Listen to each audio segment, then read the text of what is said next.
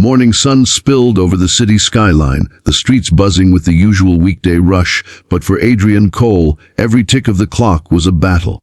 He was a single father, his neatly pressed shirt hiding the exhaustion of countless sleepless nights, and today was supposed to be the day that changed everything. The day of the biggest job interview of his life. He had promised his daughter Grace that no matter how hard things got, he would give her a better life. But fate had other plans. As he jogged across the busy avenue, his briefcase bouncing against his side, he saw an old man collapse on the pavement, groceries scattering across the concrete. People rushed past, eyes locked on their phones, unwilling to slow down. Adrian froze for a split second, torn between duty and desperation. His heart thundered in his chest as he realized the choice he was about to make. If you believe in kindness, in second chances, and in stories that prove compassion is never wasted, please take a moment right now to like this video, share it with someone who needs hope today, and subscribe to Kindness Journal. Your support helps spread stories that touch hearts and remind us what truly matters.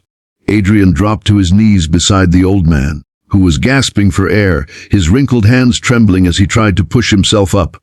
"Don't move, sir," Adrian muttered, already dialing for an ambulance. The man's eyes fluttered in panic, and Adrian pressed his hand against his shoulder, keeping him still until help arrived. Minutes stretched into eternity. By the time the paramedics lifted the man onto a stretcher, Adrian's crisp shirt was smudged with dirt, and his interview time had slipped away.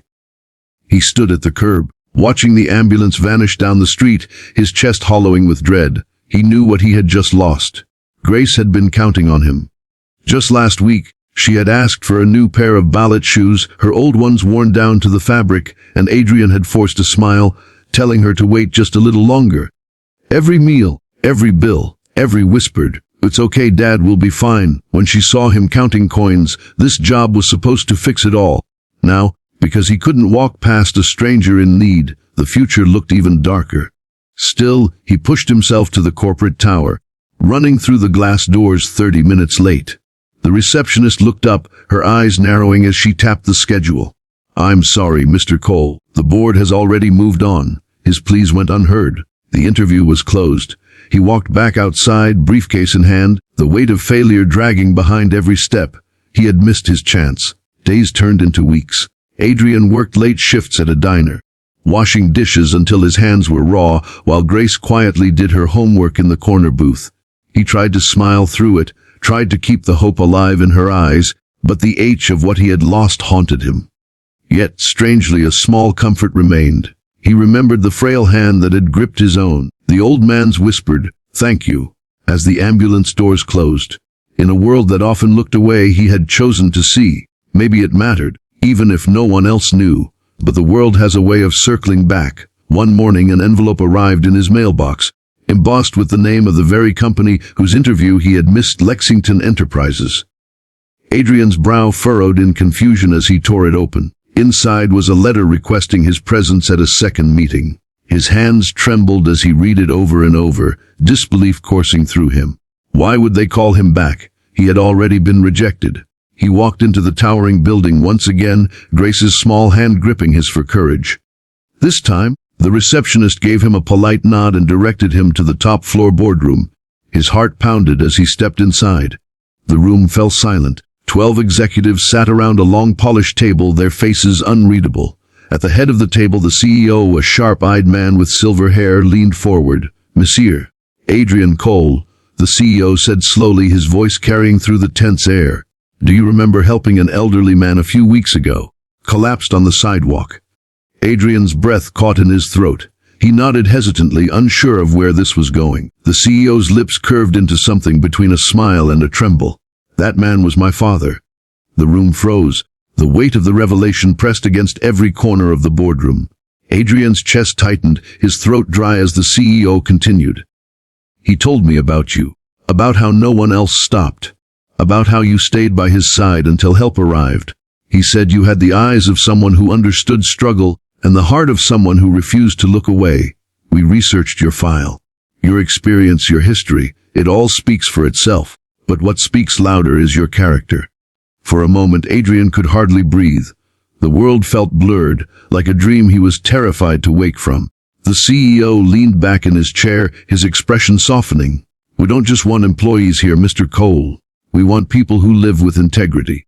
People who will put others first, even when it costs them. You showed us who you are before you ever walked into this room. The position is yours, if you still want it." Adrian's eyes stung with tears. He thought of Grace, of her worn ballet shoes, of every night he had stayed awake praying for a break. And here it was, placed before him not by luck, but by the quiet power of a choice he had made when no one was watching. The boardroom erupted into polite applause, but all Adrian could see was Grace, her small smile beaming up at him from the corner chair where she sat waiting. He wanted to scoop her into his arms, to tell her that everything was finally going to change. That night, as they walked home hand in hand, Grace asked softly, "Daddy, did we win today?" Adrian knelt to her level, brushing a strand of hair from her cheek. "We didn't just win, Grace. We proved that kindness always finds its way back." Weeks later, Adrian was settling into his new role, the first paycheck tucked safely away to cover Grace's school tuition and a new pair of ballet shoes. But more than the salary, more than the title, it was the knowledge that he had been seen, not for being flawless, but for being human, that gave him strength. The very act that had cost him everything had, in truth, given him more than he ever dreamed. And in the quiet moments, when he thought back to that day on the sidewalk, he realized something powerful. Life doesn't always reward speed or ambition. Sometimes it rewards compassion. Sometimes what looks like a detour is the very road that leads us home. Friends, if this story touched your heart, please don't scroll away. Take a moment to like this video, subscribe to Kindness Journal, and share it with someone who may need hope today. Every act of support helps spread these true to life stories of resilience, kindness, and the unexpected turns that change us. Before you leave, I want to ask you something personal. Comment below with just one word that describes what this story made you feel. Was it hope? Was it love? Was it strength? Your words matter, and they might be the light someone else needs to read today. Because in the end, Adrian's story isn't just his own. It's a reminder to us all. You never know when the smallest act of kindness will become the turning point of your life.